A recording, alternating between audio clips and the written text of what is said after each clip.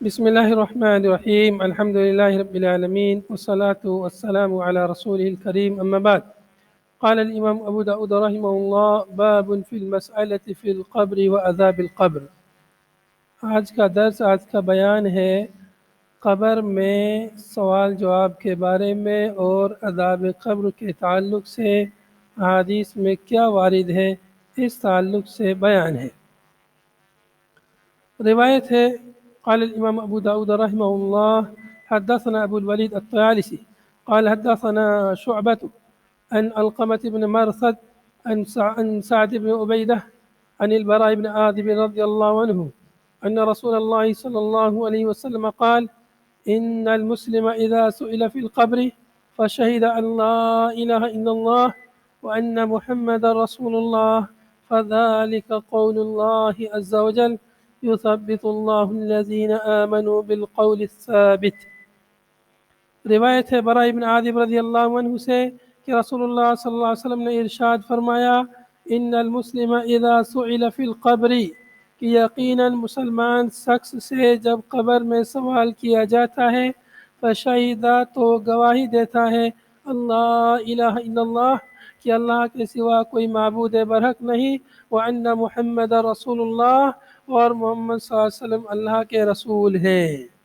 فَذَلِكَ قَوْلُ اللَّهِ عَزَّ وَجَلَّ، یہی اللہ عز و جل کا فرمان ہے، يُثَبِّتُ اللَّهُ الَّذِينَ آمَنُوا بِالْقَوْلِ الثَّابِتِ فِي الْحَيَاةِ الدُّنْيَا وَالْآخِرَةِ۔ اللہ تعالیٰ ثبات قدمی عطا فرماتا ہے،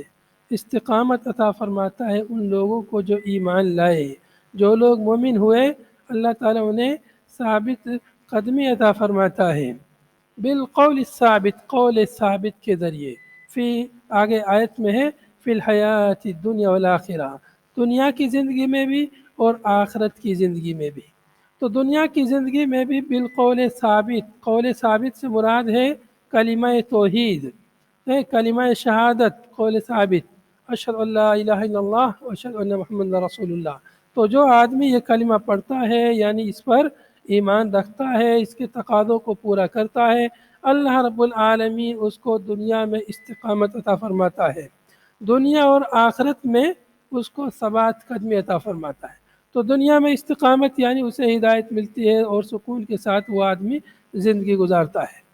اور آخرت میں بھی اس کو ثبات قدمی ملتی ہے۔ اس کا مطلب ہے کہ آخرت میں یعنی قبر میں اس کو ثبات قدمی ملتی ہے، اور قبر میں فرشتوں کے سوال کا جواب وہ صحیح سے دے پاتا ہے۔ تو اس طرح سے اس آیت میں جس چیز کا ذکر ہے، اشارہ ہے، وہ اسی بات کی طرف اشارہ ہے کہ ایک انسان، ایک مسلمان آدمی قبر میں وہ کلمہ شہادت کی وجہ سے کہ دنیا میں اس نے کلمہ شہادت پڑھا، اس کے تقاضوں کو پورا کیا، اللہ کے ساتھ کسی کو شریک نہیں ٹھہرایا، تو اللہ رب العالمین اس کو دنیا اور آخرت میں ثبات قدمی عطا فرماتا ہے۔ اس کے بعد ہے اس حدیث میں آپ دیکھیں گے کہ وہ آدمی، مسلمان آدمی گواہی دیتا ہے جب اس سے قبر میں سوال کیا جاتا ہے، تو اشہد ان لا الہ الا اللہ، تو اس میں جو پہلے سوال کا جواب ہو جاتا ہے جب پوچھتا ہے من ربک، اور جب پوچھتا ہے من نبیک، تمہارا نبی کون ہے، تو ان محمد رسول اللہ، اس میں دوسرے سوال کا جواب ہو گیا۔ اور انہی کا ملا جلا خلاصہ دین ہے۔ تمہارا دین کیا ہے؟ دین اسی کلمے کا نام ہے، یہ دین کی بنیاد ہے، اشہد ان لا الہ الا اللہ واشہد ان محمد رسول اللہ، یہ دین کی بنیاد ہے اور پورا دین اسی پر قائم ہے۔ تو دین بھی اس میں شامل ہے۔ اور اس حدیث سے ہمیں، اس حدیث کے ساتھ میں آیت کریمہ آئی ہے، اس سے ہمیں معلوم ہوا کہ قبر میں، یعنی قرآن سے بھی معلوم ہوا، قرآنی آیت کے ذریعے معلوم ہوا کہ قبر میں انسان سے سوال جواب ہوتا ہے، اور قبر میں سوال جواب یہی یہاں پر مراد ہے،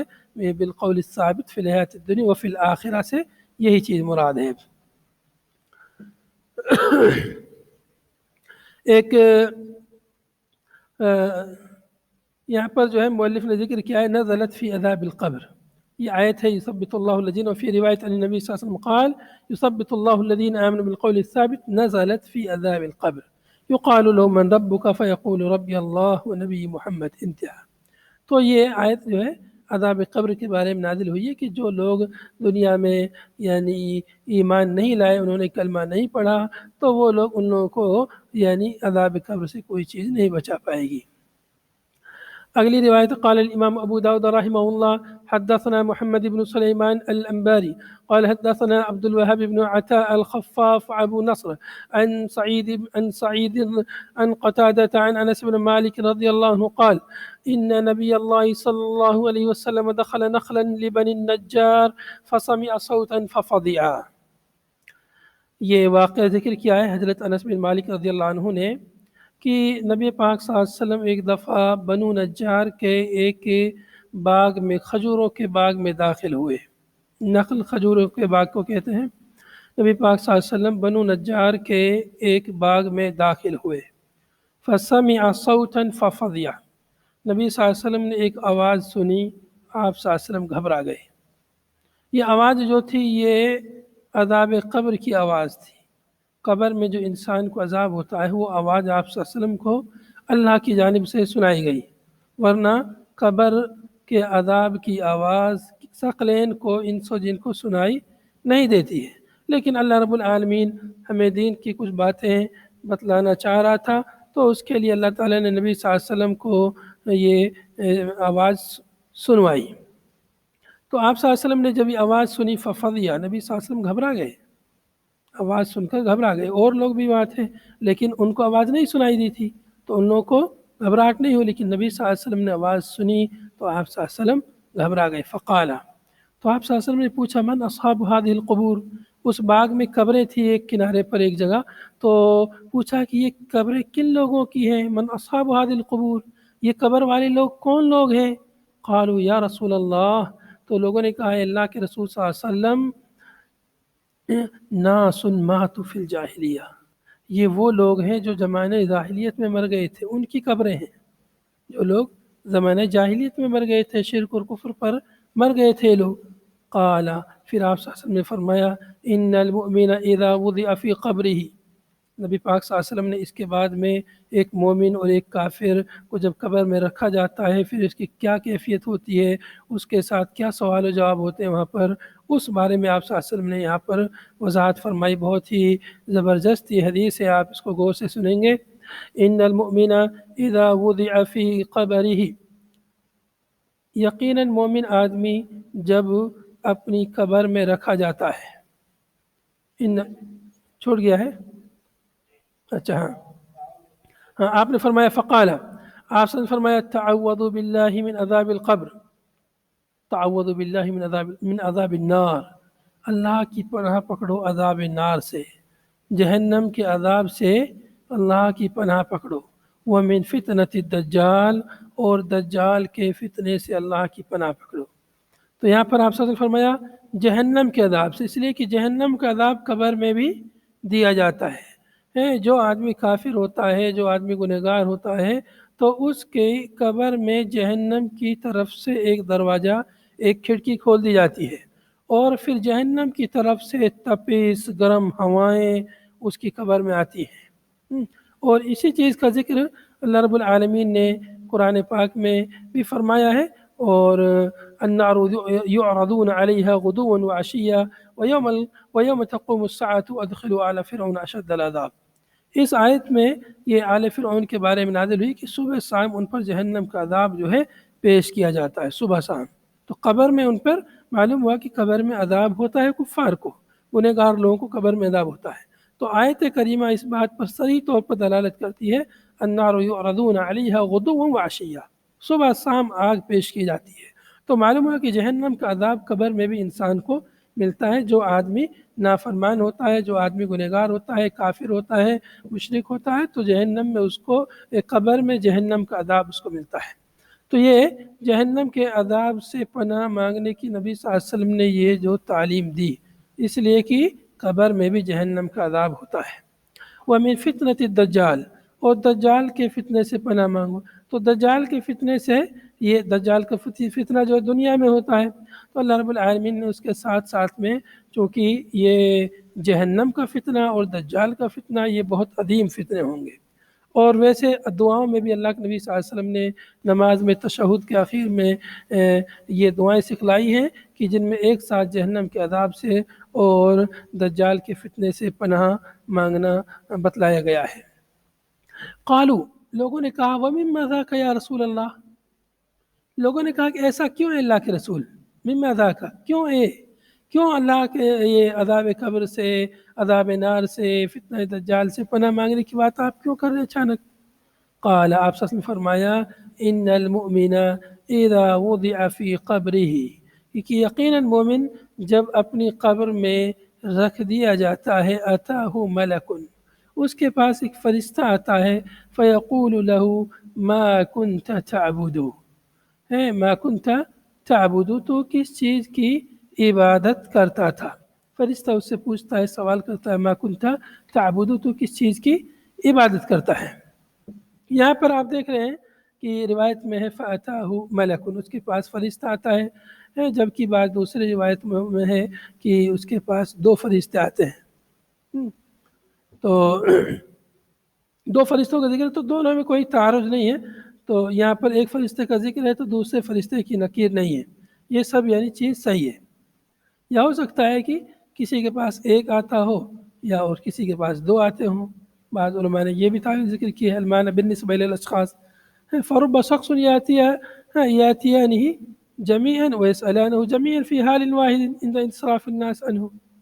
اور بعض نے کہا ہے کہ پہلے ایک فرشتہ آتا ہے پھر دوسرا فرشتہ آتا ہے، تو مطلب دونوں حدیثوں میں کوئی تعارض نہیں ہے۔ بہرحال فرشتے آتے ہیں اور سوال کرتے ہیں فیقول له ما كنت تعبد، تم کس کی عبادت کرتے تھے؟ ما كنت تعبد، کس کی تم عبادت کرتے تھے؟ تو وہ کہتا ہے فَإِنِ اللَّهُ هَدَاهُ، یہاں پر ان شرطیہ ہے، فَإِنِ اللَّهُ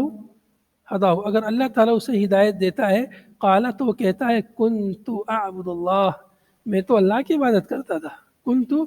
أَعْبُدُ اللَّهِ، میں اللہ کی عبادت کرتا تھا۔ فَيُقَالُ لَهُ، اس سے کہا جائے گا مَا كُنْتَ تَقُولُ فِي هَذَا الرَّجُلِ،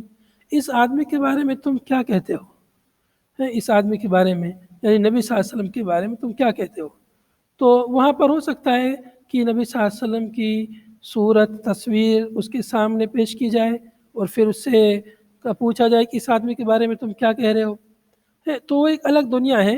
مرنے کے بعد کی برزخ کی جو دنیا ہے، اس کے بارے میں ہمارا بس اتنا ایمان ہے جتنا حدیث میں آتا ہے، اس کی کیفیت کو ہم نہیں سمجھ سکتے ہیں۔ جیسے آپ سو جاتے ہیں، نیند میں جب رہتے ہیں تو ایک الگ طرح کی دنیا آپ کو دکھائی دیتی ہے خواب میں، کبھی آپ اڑ رہے ہوتے ہیں، کبھی بھاگ رہے ہوتے ہیں، کبھی پریشان ہے، کبھی کیا ہے، ایسی چیزیں ہوتی ہیں جو کبھی دنیا میں ہو نہیں سکتی۔ تو مرنے کے بعد کی جو دنیا ہے، جیسے سونے کے بعد کی دنیا ہے، عالم منام میں جیسے الٹا پلٹا کیا کیا ہو جاتا ہے جو سمجھ سے باہر ہوتا ہے، عقل سے باہر ہوتا ہے، ایسے ہی عالم برزخ میں یا دوسری دنیا میں بھی ہوتا ہے، کیا کیا ہوتا ہے وہ ہم سب نہیں سمجھ سکتے، جتنا اس میں ذکر ہے حدیث میں اتنا ہمارا اس پر ایمان ہے، بس اس کی کیفیت کو ہم نہیں سمجھ سکتے۔ اللہ کے نبی صلی اللہ علیہ وسلم کے بارے میں پوچھا جائے گا کہ تم اس آدمی کے بارے میں کیا کہتے ہو، یعنی نبی صلی اللہ علیہ وسلم کے بارے میں۔ تو بعض لوگوں نے یہ بھی کہا ہے کہ جنہوں نے نبی صلی اللہ علیہ وسلم کو دیکھا تھا ان سے یہ سوال ہوگا، جنہوں نے نبی صلی اللہ علیہ وسلم کو دیکھا ہی نہیں ہے وہ کیا جواب دے گا؟ ان سے پوچھا جائے گا من نبیوں کا، تمہارے نبی کون ہیں؟ بعض نے یہ بھی کہا ہے۔ بہرحال نبی صلی اللہ علیہ وسلم کے بارے میں سوال ہوگا، سوال رب کے بارے میں، نبی صلی اللہ علیہ وسلم کے بارے میں اور دین کے بارے میں، 3 سوال ہوں گے۔ یہ نہیں ہوگا کہ تمہارے امام کون تھے، تم کن کے مقلد تھے، نہیں، سوال ہوگا رب کے بارے میں اور نبی صلی اللہ علیہ وسلم کے بارے میں، اللہ اور اس کے رسول کی اتباع کے بارے میں سوال ہوگا، اللہ کی اتباع کی یا نہیں کی، رسول صلی اللہ علیہ وسلم کی پیروی کی یا نہیں کی، اس تعلق سے سوال ہوگا۔ یہ جو سوال ہوگا تمہارے رب کون ہیں، اس کا مطلب میرا رب اللہ، مطلب میں اللہ کی عبادت کرتا تھا، یہ نہیں کہ صرف مان لیا ہاں میرا رب اللہ ہے۔ ایسے کفار مکہ بھی مانتے تھے ہمارا رب اللہ ہے۔ رب ماننے کا مطلب یہ ہوتا ہے کہ جو رب مان لے اس پر ضروری ہے کہ وہ رب ہی کو اپنا معبود بھی مانے، اللہ ہی کو اپنا معبود مانے۔ نبی صلی اللہ علیہ وسلم کو نبی مان لیا تو ضروری ہے کہ نبی صلی اللہ علیہ وسلم ہی کی اتباع کی جائے اور کسی کو نبی صلی اللہ علیہ وسلم کے برابر نہ ٹھہرایا جائے اور کسی کو اس لائق نہ سمجھایا جائے کہ اس کی ہر بات قبول کی جائے گی جیسے نبی صلی اللہ علیہ وسلم کی ہر بات قبول کی جائے گی۔ امام مالک رحمۃ اللہ علیہ فرماتے تھے کہ کل یؤخذ قولہ ویرد الا صاحب هذا القبر، کہ ہر شخص کی بات قبول کی جائے گی، رد کی جائے گی سوائے اس قبر والے کے، یعنی نبی صلی اللہ علیہ وسلم کے علاوہ ہر شخص کی بات قبول بھی کی جا سکتی ہے، رد بھی کی جا سکتی ہے، کسی اور کو اس مقام پر نہیں پہنچا سکتے۔ تو یہاں پر دو ہی چیزوں کا ذکر آیا اس حدیث میں بھی۔ اس سے پوچھا جائے گا کہ اس آدمی کے بارے میں تمہارا کیا خیال ہے، وہ کہے گا فیقول هو عبد اللہ ورسولہ، کہے گا کہ یہ اللہ کا بندہ اور اس کا رسول ہے، جیسا کہ اشہد اللہ الہ الا اشہد ان محمد عبدہ ورسولہ، تو کہے گا کہ یہ اللہ کے بندے اور اللہ کے رسول ہیں۔ پھر اس کے بعد وہ کہے گا، فرشتے اس سے کہیں گے فیقول هو عبد اللہ ورسولہ فما يسأل عن شيء غیرہ، چنانچہ اس سے اس کے علاوہ کچھ اور سوال نہیں کیا جائے گا۔ تو گویا دو ہی سوالوں کا یہاں ذکر ہے، تیسرے سوال کا یہاں ذکر نہیں ہے، لیکن تیسرے سوال کا دیگر حدیثوں میں ذکر ہے۔ غیرہ یا غیرہما، فما يسأل عن شيء غیرہما، بعض روایتوں میں اس طرح ہے، بعض نسخوں میں غیرہ ہے، بعض نسخوں میں غیرہما ہے، یعنی ان دو سوالوں کے علاوہ کوئی اور سوال نہیں کیا جائے گا، یا یہ کہ غیرہ یعنی اس مذکورہ صفت کے علاوہ اور کوئی سوال نہیں کیا جائے گا، بس اسی صفت پر اس میں سوال ہوگا، یعنی اللہ کے نبی صلی اللہ علیہ وسلم کے بارے میں ایسا ہی سوال ہوگا اور کوئی سوال نہیں ہوگا، یا یہ کہ ان دو سوالوں کے علاوہ کوئی سوال نہیں ہوگا۔ تو دو سوالوں کے علاوہ کوئی دوسرا سوال نہیں ہوگا، تو اس کا تیسرے سوال کا ذکر حدیث میں موجود ہے، چونکہ جو تیسرا سوال ہے وہ بھی ان دو سوالوں میں موجود ہے۔ جس نے اللہ کے نبی صلی اللہ علیہ وسلم کو نبی مانا، رسول مانا، اور محمد صلی اللہ علیہ وسلم اللہ تعالیٰ کو رب مانا، تو گویا اس نے دین اسلام کو مانا، اس کا دین اسلام ہے۔ تو یہی دین اسلام کی بنیاد انہی دو چیزوں پر ہے۔ فَيُنْطَلَقُ بِهِ إِلَى بَيْتٍ، جب وہ جواب دے دے گا اس آدمی کو ایک گھر کی طرف لے جایا جائے گا، كَانَ لَهُ فِي النَّارِ، جو اس کا گھر جہنم میں جو اس کا ٹھکانہ تھا، اس ٹھکانے کی طرف اسے لے جایا جائے گا۔ دیکھیے برزخ ہے، قبر میں ہو، برزخ ہے، وہاں سے اس کو جہنم کے پاس، جو جہنم میں اس کا گھر ہے، وہاں لے جایا جائے گا۔ کیسے لے جایا جائے گا ہم نہیں جانتے، اس کی کیفیت کو ہم نہیں سمجھ سکتے۔ فَيُقَالُ لَهُ، اس سے کہا جائے گا هَذَا بَيْتُكَ كَانَ لَكَ فِي النَّارِ، یہ تمہارا گھر ہے جو تمہارے لیے جہنم میں تھا، وَلَكِنَّ اللَّهَ عَصَمَكَ وَرَحِمَكَ، لیکن اللہ تعالیٰ نے تم کو محفوظ رکھا، تم پر اللہ تعالیٰ نے رحم کیا، فَأَبْدَلَكَ بِهِ بَيْتًا فِي الْجَنَّةِ، چنانچہ اللہ تعالیٰ نے تمہارے لیے اس کے بدلے میں جنت میں گھر بنا دیا۔ فَأَبْدَلَكَ بِهِ، اس کے بدلے میں تمہیں عطا کیا، بَيْتًا فِي الْجَنَّةِ، جنت میں گھر عطا فرمایا اللہ تعالیٰ نے۔ فَيَقُولُ، وہ آدمی کہے گا دعونی، مجھے چھوڑیے، حتی اذهب، یہاں تک کہ میں جاؤں، فأبشر اہلی، میں اپنے گھر والوں کو بشارت دے دوں۔ قبر میں اس سے سوال و جواب ہوگا، امتحان میں کامیاب ہو جائے گا، پاس ہو جائے گا، پھر وہ چاہے گا خوشی کے عالم میں وہ کہے گا کہ مجھے چھوڑیے، جاؤں میں اپنے گھر والوں کو خبر دے دوں۔ لیکن جو ایک بار اس دنیا سے چلا جاتا ہے وہ دوبارہ نہیں آتا ہے۔ قبر میں جو ایک بار گیا پھر قبر سے دوبارہ نہیں، سوائے قیامت کے دن، قیامت کے دن ہی دوبارہ نکلے گا۔ تو فرشتے اس سے کہیں گے فیقال له اسکن، ٹھہر جا، ٹھہر جا، یہیں رہے۔ جی وَلَكِنَّ اللَّهَ عَصَمَكَ وَرَحِمَكَ، لیکن اللہ تعالیٰ نے تجھ کو محفوظ رکھا، تمہاری حفاظت فرمائی جہنم سے، جہنم کے عذاب سے، وَرَحِمَكَ، اللہ نے تم پر رحم کیا، فَأَبْدَلَكَ بِهِ، چنانچہ جہنم کے بدلے میں تجھ کو جنت میں گھر عطا فرمایا۔ فیقول، وہ آدمی کہے گا دعونی، مجھے چھوڑ دو، حتی اذهب، یہاں تک کہ میں چلا جاؤں، فابشر اہلی، اور میں اپنے گھر والوں کو بشارت دے دوں۔ فیقال له، اس سے کہا جائے گا اسکن، ٹھہر جا، نہیں اب نہیں جا سکتے، یہاں جو آتا ہے واپس نہیں جاتا۔ اس سے معلوم ہوا کہ جو لوگ کہتے ہیں کہ یہ فلاں کی روح بھٹک رہی ہے، اس کی روح بھٹک رہی ہے، وہ سب غلط اعتقاد ہے، غلط عقیدہ ہے۔ ایک بار روح جب قبض ہو جاتی ہے، فرشتوں کے پاس چلی جاتی ہے، فرشتے اپنے انڈر میں لے لیتے ہیں، پھر وہ ان سے چھوٹ کر بھاگ نہیں سکتی ہے کہ اس کی روح بھٹکتی رہتی ہے، روح بھٹکتی نہیں ہے۔ ایک بار جو چلی جاتی ہے پھر وہ اس کا ٹھکانہ یا تو علیین میں ہوتا ہے یا سجین میں ہوتا ہے۔ فیقال له اسکن وان الکافر اذا وضع فی قبرہ، اب آگے کافر کا مسئلہ ہے۔ دیکھیے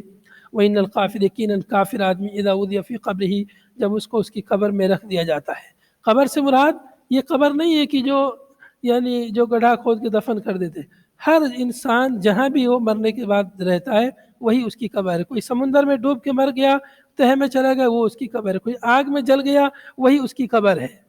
کوئی مٹی میں دفن ہو گئے وہی اس کی قبر ہے، کوئی کنویں میں گر گیا وہی اس کی قبر ہے۔ تو جہاں انسان چلا جاتا ہے مرنے کے بعد وہی اس کی قبر ہے۔ تو کافر کو جب اس کی قبر میں رکھ دیا جاتا ہے اتاہ ملک،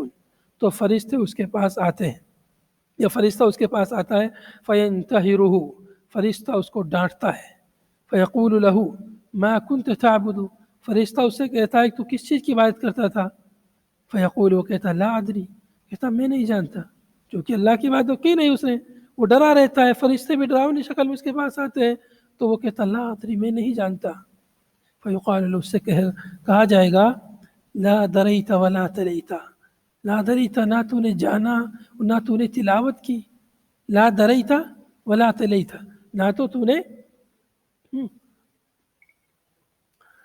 تو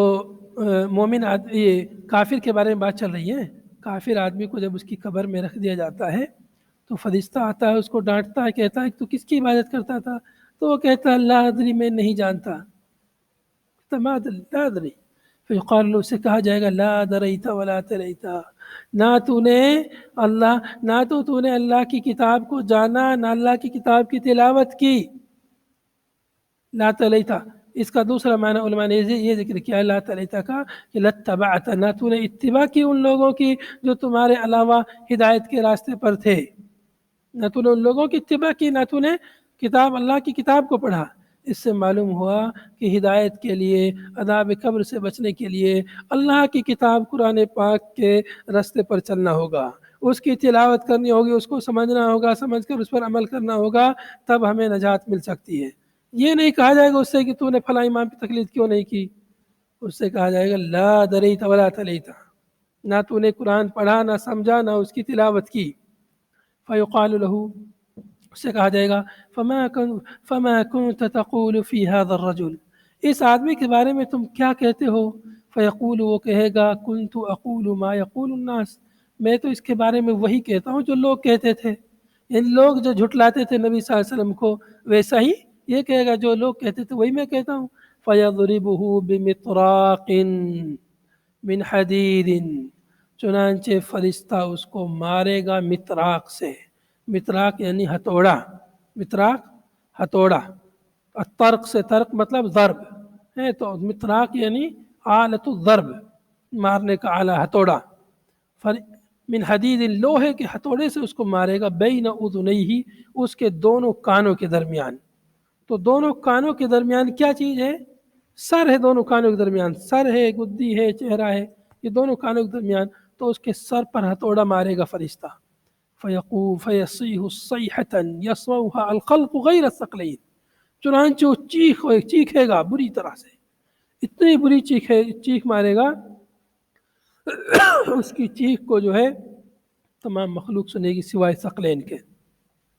ثقلین یعنی انس و جن کے علاوہ پوری مخلوق جو ہے، سب مخلوق جو ہے اس کی آواز کو سنے گی، یعنی ثقلین کے علاوہ جو دیگر مخلوقات ہیں وہ اس کے آواز کو سنیں گے۔ مخلوق کون؟ یعنی پوری دنیا کی مخلوق سنے گی یا اس کے آس پاس جو مخلوق ہے اللہ بہتر جانتا ہے۔ اللہ تعالیٰ جہاں تک اس کی آواز کو سنانا چاہے اور وہاں تک دیگر مخلوقات اس کی چیخ و پکار کو، اس کی آواز کو سنیں گے۔ تو یہ اس حدیث میں اللہ کے نبی صلی اللہ علیہ وسلم نے یہ دو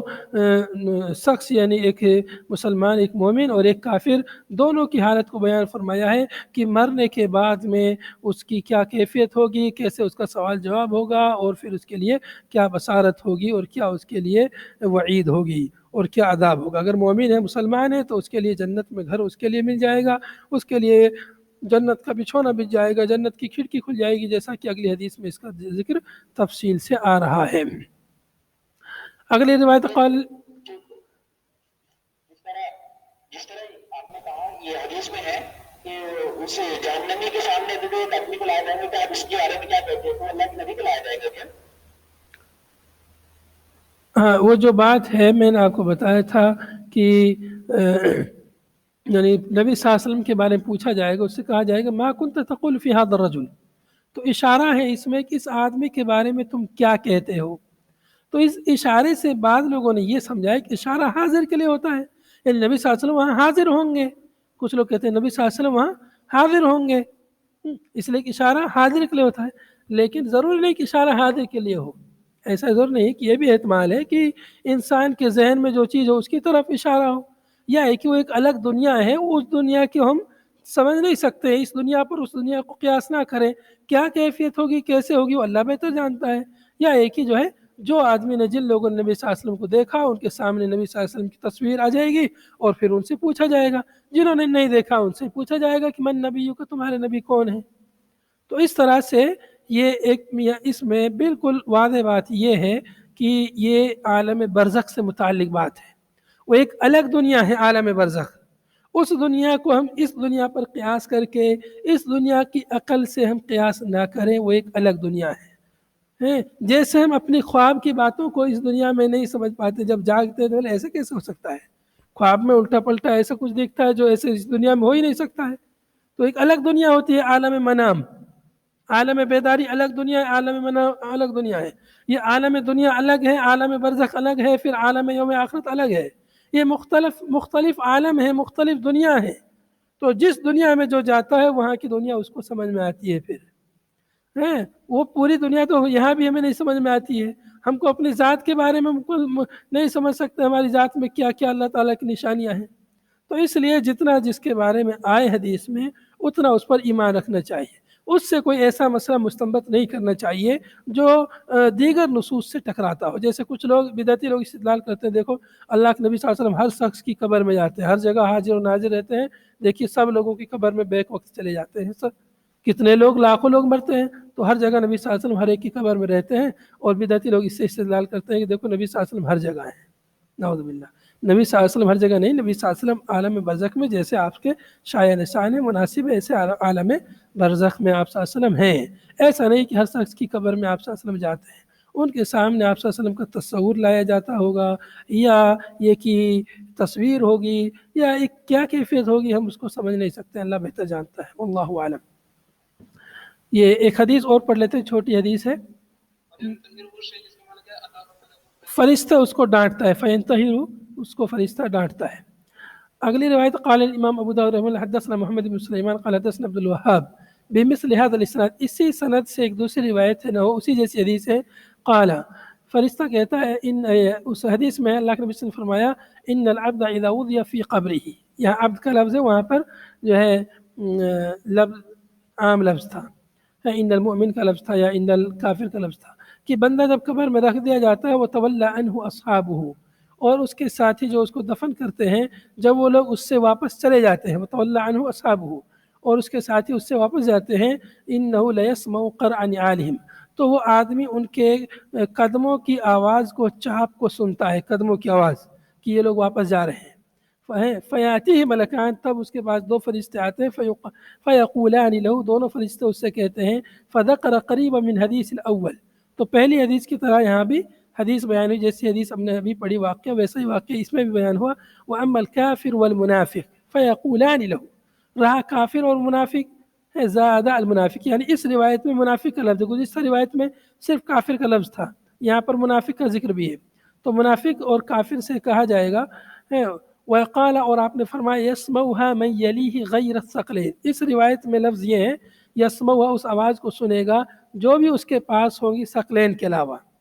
من یلیہ جو اس کے قریب ہوں گی، تو اس سے معلوم ہوا، من یلیہ کے لفظ سے معلوم ہوا کہ جو اس کے قریب میں جو انس و جن کے علاوہ جو دیگر مخلوقات ہیں وہ اس آواز کو سنتے ہیں، باقی مطلب دور جو مخلوق ہے وہ نہیں سنتی، جو قریب میں ہے وہی اس آواز کو سنتے ہیں۔ تو گزشتہ روایت میں اور اس روایت میں جو فرق تھا وہ مؤلف نے یہاں بیان کر دیا ہے۔ البتہ یہاں پر ہمیں مجموعی طور پر یہ معلوم ہوا کہ اس حدیث کا سبب ورود،